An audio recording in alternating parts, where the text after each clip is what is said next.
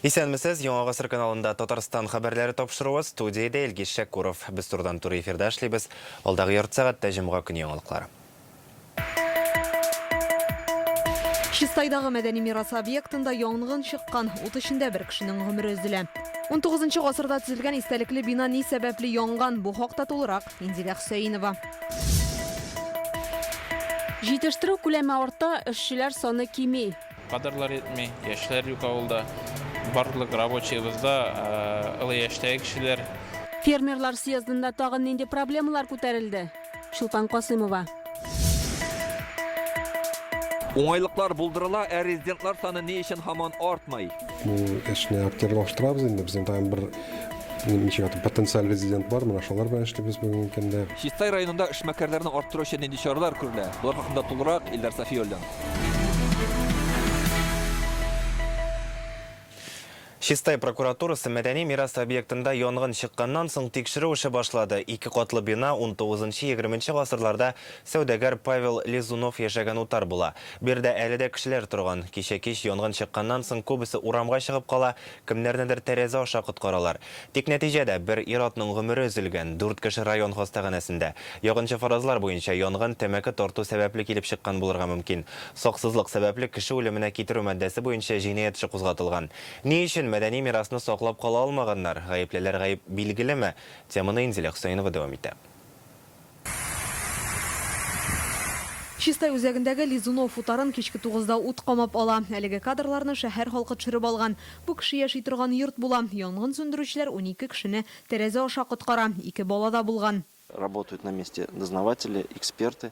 Бүген янгын чыккан урында тикшерүчеләр эшли, килеп чыккан хәлнең сәбәпләре ачыклана. Без дәлилләр эзлибез, экспертиза уздырачакбыз. Бина мәдәни мирас объекты саналса да, әлеге йортта кешеләр яшәгән. Будут назначены экспертизы. Янгын вакытында 4 кешегә истия, аларны хастаханәгә алып китәләр. Берсе авыр хәлдә, комада. 59 яшьлек ир-ат исә ашыгыч ярдәм машинасында барып җиткәнче үгүлә. Планируется консультация с токсикологом. Хәзер авыруларның хәле тотрыкланды. Олар терапия бүлегендә, берсе генә һаман да комада. Татарстанның баш токсикологы белән элемтәгә кереп, дәвалау буенча киңәшләр алып торабыз.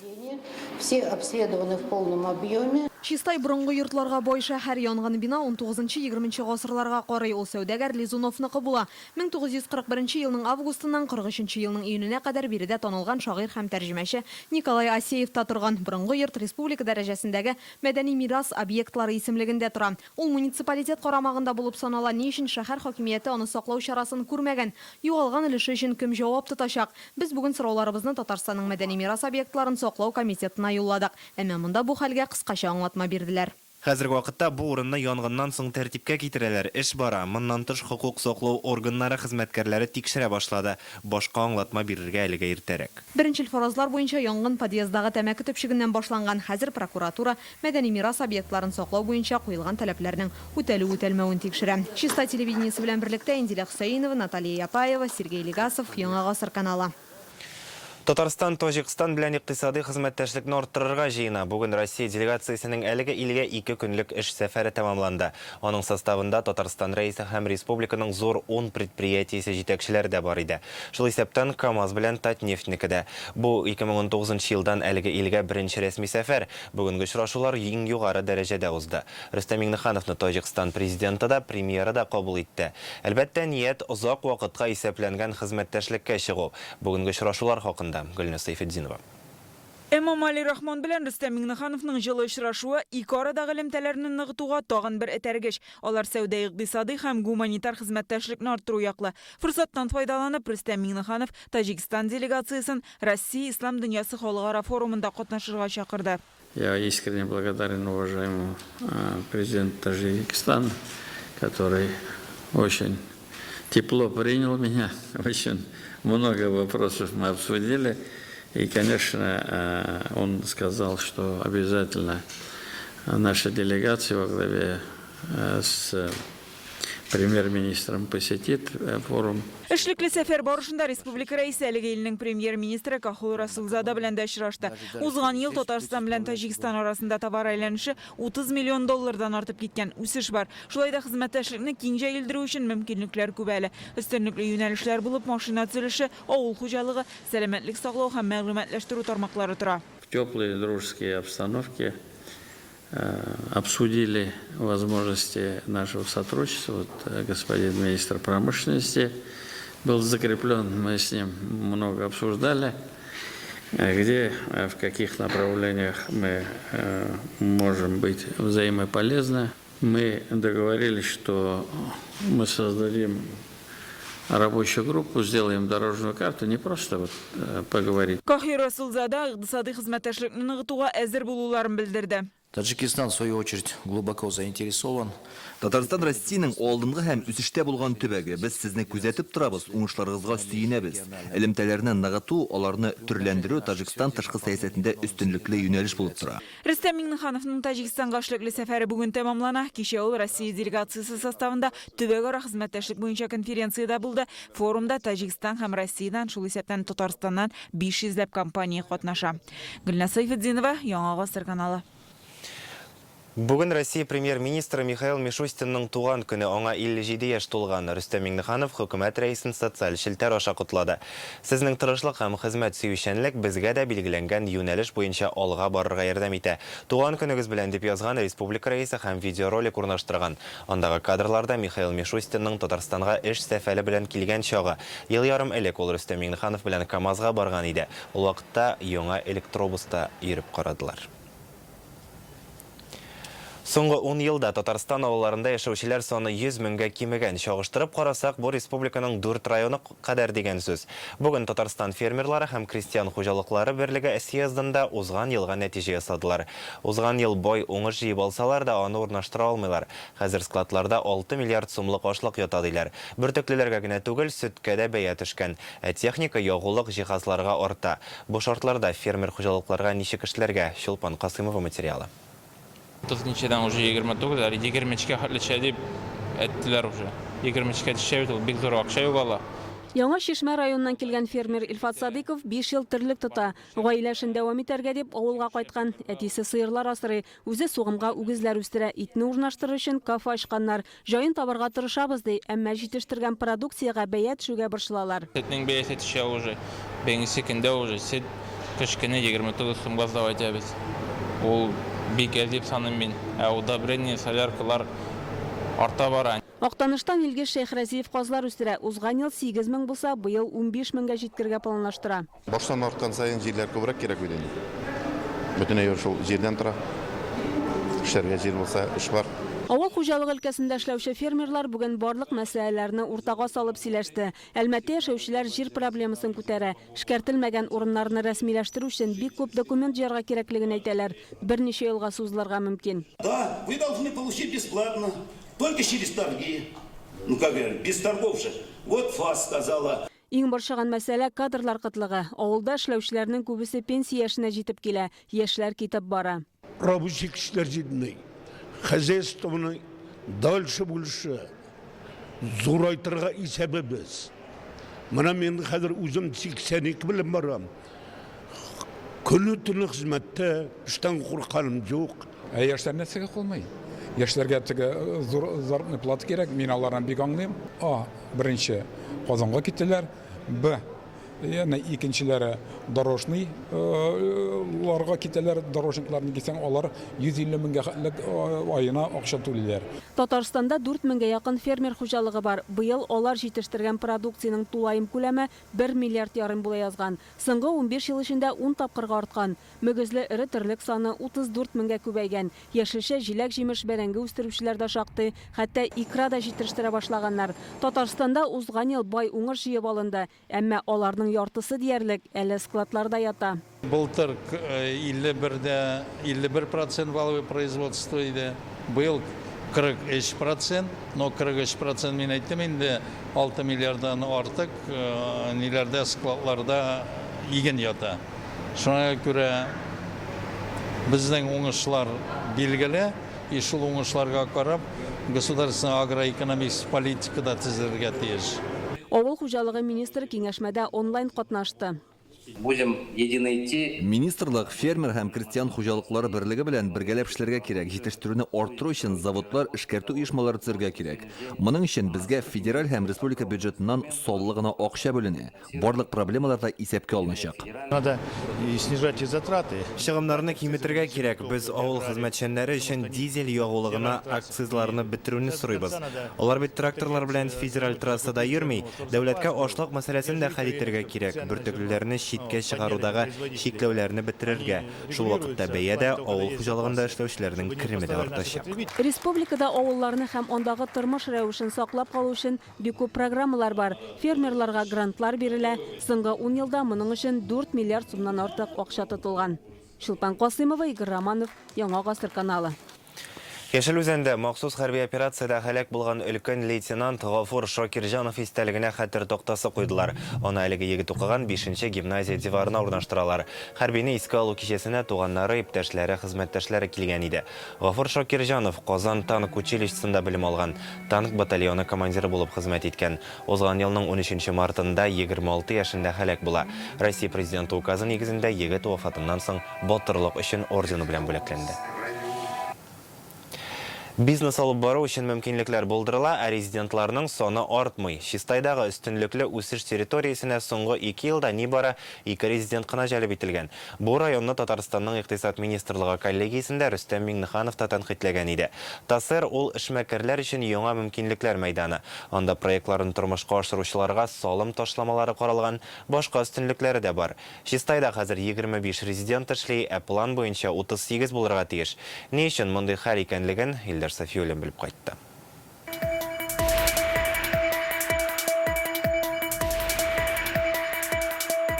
Чистай элегелектән сәүдәгәрләр каласы булып саналган. Моңа иң беренче чиратта якыннан гына агучы Чулман елгасы сәбәпче.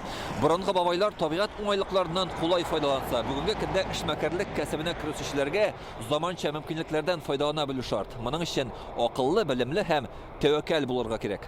Чистай 2017 елда өстенлекле социаль-икътисади үсеш территориясе статусы алды. Эшмәкәрләр өчен яңа мөмкинлекләр бирә торган мәйдан бу. Аяк киемнәр җитештерүче Барс оешмасы резидентларының берсе Ирина Нәфиқова тегүче ул көн сайын 100 пар аяк киеме җитештерә. Вакытында зарплатаны бирәләр инде безгә шунысы, вакытында нәрсә требует, нәрсә сорый, шуны все откликается. Эше дә бар, акчасы да бар. Эше дә бар, акчасы да бар. Аллага шөкер, мин сөйнеп эшләп йөрим. Мондагы уртача хезмәт хакы 45 мең сум. Эшләргә урын булгач, яшьләр дә туган ягын ташлап читкә китү ягын карамый. Шәһәргә барып эзләргә кирәкми, Казанларга. Ничә ел монда инде? Монда мин ачылганнан бирле эшлим, 4-нче ел. Ең башыннан. Яз һәм көз көннәрендә кия торган резин аяк киеме нәкъ менә шунда җитештерелә. Моның өчен махсус улакларга сыек резинсалар һәм ул шушы станокларда санаулы минутлар эчендә әзердә була. Менә күргәнебезчә, әле яңа гына табадан төшкән кап-кайнар аяк киеме. Көненә 500 пар шундай аяк киемен җитештереп чыгаралар. Бу резидент 4 ел элек монда килеп урнаша, 200 кешене эшли иткәннәр, продукция бөтен илгә тарала. 3 комплекслары бар, алга таба 4-нчесен төзергә ниятлиләр. Әлбәттә, сәнәгатьтә кыенлыкларсыз булмый ди оешма җитәкчесе. На сегодняшний день штат. Безнең монда елына 1 миллион пар аяк киеме җитештерелә. Без Россиядә иң зур 10 оешма исемлегенә керәбез. Товар әйләнеше 1 миллиард сум тирәсе. Чистайның өстенлекле социаль-икътисади үсеш территориясендә хәзер 25 резидент бар, 1300 кеше эшли. Бу план 90%-ка үтәлгән, ләкин соңгы 2 елда 2 яңа резидент кына җәлеп ителгән. Бу проблемага узган елда Татарстанның икътисад министрлыгы коллегиясендә Рөстәм Миңнеханов та игътибарны арттырырга кушкан иде. Район хакимиятендә әйтүләренчә, резидентларның аз булуларының сәбәпләре бар. Һәркемдә зур җаваплылык белән бизнеска алынырга батырчылык итми. Чөнки таләпләр буенча эшне яңа баштан башлау шарт. Киңәшмә үткәрдек, моны карадык. Хәзер ул эшне активлаштырабыз инде. Безнең тагын бер потенциаль резидент бар. Менә шулар белән эшлибез бүгенге көндә.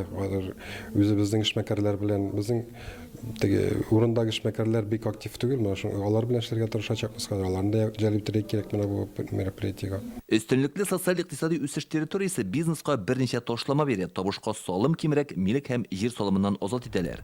Быел Чистайда тагын 5 компания проектларын гамәлгә ашырырга җыена.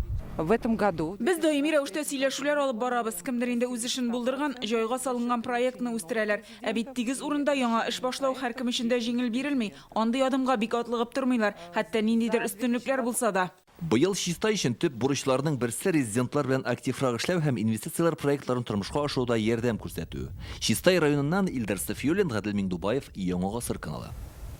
Татарстанның 10 зур предприятиесе, оқу йортлары һәм иҗтимагый оешмалары ришвәтчелеккә каршы бергә көрәшәчәк. КАМАЗ, Алабуга махсус икътисади зонасы, Татэнерго, Казан Оргсинтез, Акбарс банк һәм башкалар турында сүз бара. Алар кече һәм урта бизнес вәкилләре белән очрашулар оештырырга, тәҗрибә уртаклашырга тиеш була. Коррупциягә каршы көрәштә яңа алымнар да уйлап табарга ниятлиләр. Моның өчен ришвәтчелеккә каршы туру буенча совет оештырылган. Казан Кремлендә бүген аның беренче утырышы узды. Сибур компаниясе һәм иҗтимагый процедуралар үзәге бу берлекне булдыру турындагы карарны февральдә кабул иткән була. Бүген 2023 елга эш планын расладылар. Бу совет тиеш менә правовой просвещение белән шөгыльләнергә. Һәрбер кичкенә бизнеслар безнең белеп бетерми, ничек шул эшне организовать итәргә имә закон буенча. Шуңа күрә менә без монда карыйбыз, бәлки кем белә, берәр фонд булыр ире бизнестан, аннарысын бәлки алар булышырлар кичкенә бизнеска шул фонд аркылы өйрәнергә. Татарстанда АЗСлар шулай күп булырга тиешме? Ни өчен ягулык энергетика ресурсларын сакчыл файдалану идарәсендә шулай дип уйлыйлар? Бу хакта Реальное время интернет газетасы яза. Бүген Татарстан Дәүләт Совет рәисе Фәрит Мөхәммәтшин үзәк сайлау комиссиясе вәкилләре белән очрашты. Эш шунда ки, алдагы 3 елда кабат сайлаулар узачак. Быел Дәүләт Советына өстәмә сайлау 2024-тә Россия президенты, 2025-тә Татарстан рәисе сайланачак. Тавыш бирүләрдә 850 мең яшь сайлаучы катнашырга тиеш. Шуларның 86 меңе участокка беренче тапкыр киләчәк. Аларны сайлау хокуклары белән таныштыру максатыннан КФУ каршында сайлау хокукы мәктәбе эшли, атмосфера дип аталган проект бар. Шулай ук блогер күзәтүчеләр форумы оештырылган иде. Бүгенге очрашуга килгән яшьләр Фәрит Мөхәммәтшинга депутат булу үзенчәлеге турында сорады. Яшьләр мен бик канагат, битараф түгел, кызыксыналар, үзенең өлешен кертергә телиләр. Киләчәк сайлауларда менә әзер булган җаваплы кешеләрне сайлап, үзебезнең район, шәһәр, дәүләт советына шушындай кешеләрне ярдәм итеп, депутатлыкка сайландырырга ярдәмлек күрсәтеп. Республика клиник хастаханәсендә бауыр циррозы диагнозы куелган авыруларга үзенчәлекле операция ясый башлаганнар. Бу эш Россия өчен яңалык булмаса да, Татарстанда әле моңа кадәр башкарылмаган. Операция органына күчереп утыртуны көтүче пациентларга эчке кан китүдән курыкмыйча яшәргә мөмкинлек бирә. Узган ел ахырында бауырдагы тамырга шунтны 15 кешегә куялар. Авыруларның хәлләре яхшырган, хәзер алар донор көтә. Бу операция хакында тулырак Алия Сабирова. Врач айтты: молодец, даже гарашмадым. Вера Иванованың операция ясатып чыкканын әле берничә көн генә. Онда бауыр циррозы, хастаханәгә эчке кан китү белән мөрәҗәгать итә. Мондый диагнозлы авыруларны бу үлемгә китергә мөмкин. Табиблар шунт куйган, хәзер пациент бауырны күчереп утыртуны көтә. Хәл ничек тә, әйбәт кенә. Операция әйтергә кирәк, сложно үтмәде инде. Мен операцияга барганда куркмадым. Цирроз вакытында бауыр дөрес эшләми, нәтиҗәдә ашказаны һәм уңайчының киңәйгән тамырларыннан кан китә. Операция вакытында табиблар кешенең бауыры аша кичкенә тимер җайланма үткәрә. Ул орган функцияләрен үтәп, кан әйләнешен җайлый. Операцияны 2-3 сәгатьтә авыруның муенын тишеп ясыйлар. Татарстан өчен бу уникаль операцияны Республика клиник хастаханәсендә узган елның ахырында гына ясый башлаганнар. Барлыгы 15 кеше монда операцияны инде кичергән. Бу авыруларның гомерләрен 2 елга кадәр озайтырга һәм органны күчереп утыртканны көтәргә ярдәм итә. Пациентка к нам поступила в экстренном порядке с кровотечением. Күптән түгел хастаханәгә эчке кан китү белән бер кешене китерделәр. Хәле бик авыр иде.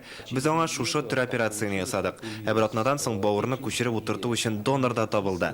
Бу операцияны ясамасаң, әлеге ханымның гомере өзелү куркынычы зур иде.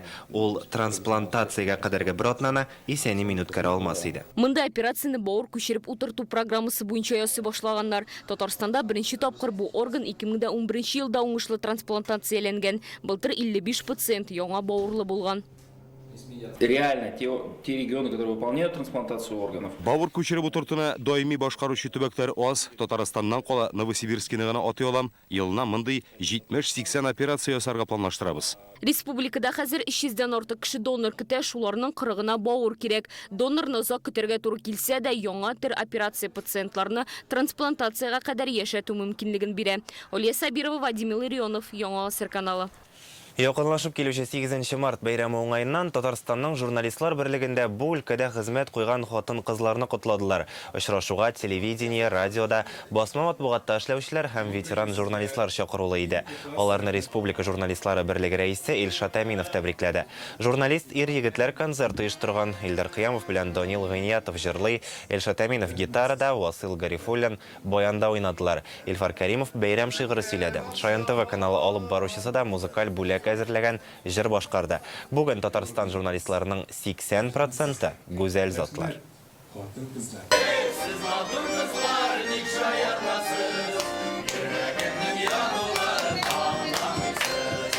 Безнең профессиядә хатын-кызлар күбрәк эшли. Алар инде хәзер безнең монтажерларда, операторларда, корреспондентларда, режиссерларда, һәм бөтен профессияләрдә хатын-кызлар күбрәк эшли хәзер. Бу әлбәттә яхшы, чөнки хатын-кызлар алар безгә яктылык китерәләр.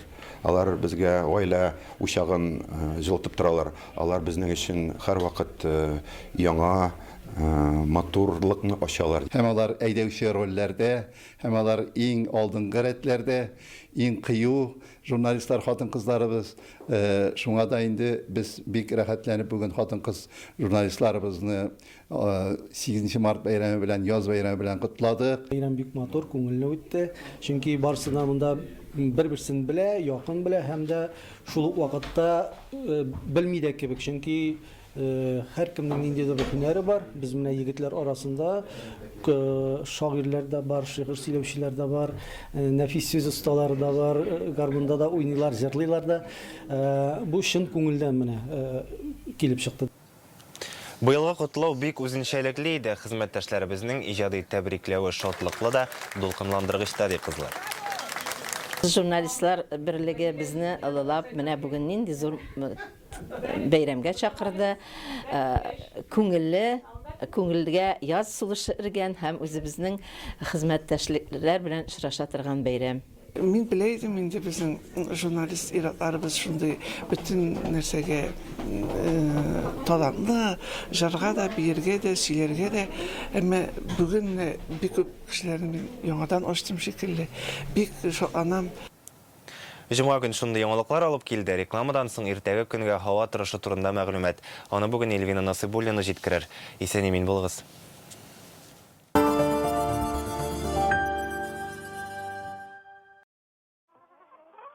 Здравур несушка. Куры яйцами завалили.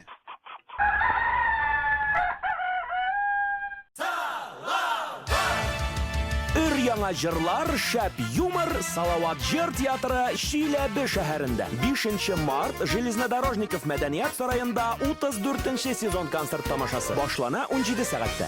Татар дәүләт филармониясе тәкъдим итә бәйрәм концерты. Катнашалар Вил Усманов, Рәсим Низамов, Әбри Хабриев, Рафил Җәлалиев, Рөстәм Насыйбуллин, Әлфис Гөлуллин, Алмаз Хусаинов, Илгиз Шәйхразиев, Айнур Сулейманов, Игорь Дмитриев, Вильнур Адилов, 7 март филармония.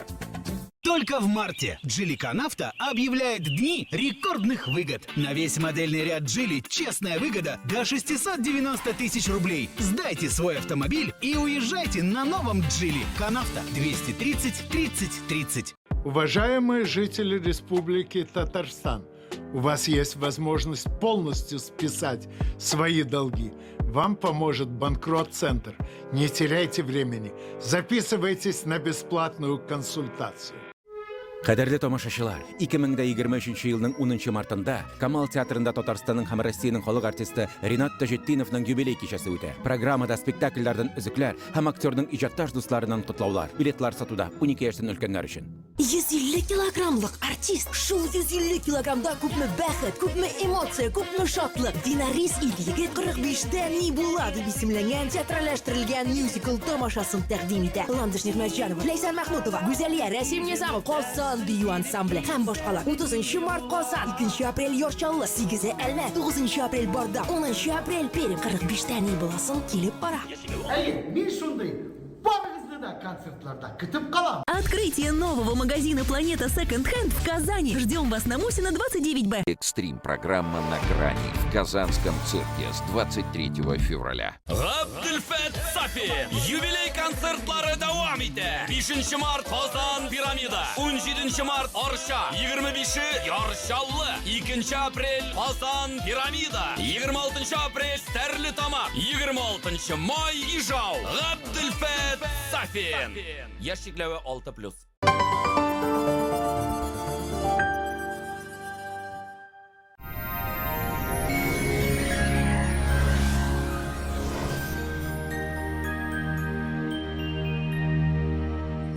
Исәнмесез, эфирда һава торышы чаралышы. Алдағы тәүлектә Татарстанда һава торышы тотрыксыз булачак. Киләсе минутларда тулырак танышырбыз. Яндекс погода мәгълүматы буенча көньяк-көнчыгыш бөгелмә баулы Азнакайда кар явачак, температура -2 градус тирәсе булачак. Төньяк-көнбатыш районнарда түбән Кама, Яршаллы, Алабугада болытлы һава, явым-төшем ихтималы зур. Монда да температура уртача -2 градус тирәсе булачак. Республиканың төньяк өлешендә Актаныш, Әгәрҗе, Менделеевскида урыны белән кар, уртача 2 градус салкын. Төньяк-көнбатыш Арча, Кукмара, Балтачта болытлы һава, урыны белән явым-төшем көтелә 2 градуска кадәр салкын. Көньяк-көнбатыш Болгар, Буа, Чүпрәледә алмашынучан болытлы һава, шулай ук урыны белән кар, уртача 1 градус салкын. Чистай, Нурлат, Мамадышта явым-төшем ихтималы зур. Монда да уртача -1 градус. Якшәмбе көнне җылы һәм карлы булачак. Юлларда шулай ук бозлавык. Бик игътибарлы һәм сак булыгыз. Башкалабыз Казанда алмашынучан болытлы һава, урыны белән кар көтелә 2 градуска кадәр салкын. Җил яктан. Атмосфера басымы төркемеш баганасының 743 мм тәшкил итә. Һаваның чагыштырмача дымлылыгы 92%. Җирнең магнит кырытыныш. Бүгенгә менә шулар иде. Студияда Эльвина Насыбуллина. Сау сәламәт булыгыз.